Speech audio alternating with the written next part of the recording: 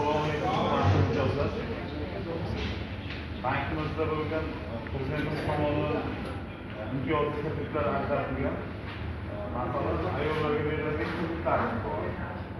Prezidentimiz tomonidan 312 sonli tashkilotlarda 12 oy davomida ishlab turgan tashkilotlar uchun imtiyozli 700 bor.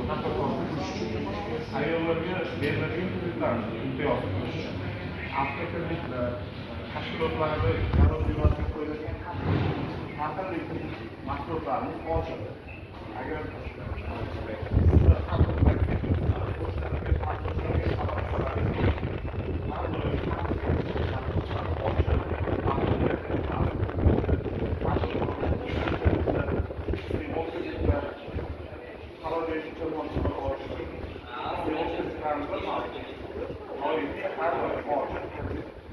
foizlarga qulay taqdim beriladi.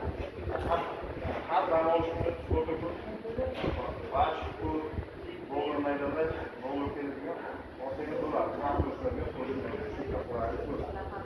Agar xodimlar tomonidan muammolar bo'lsa, doim bizga murojaat qilsalaringiz, ularga yordam beramiz.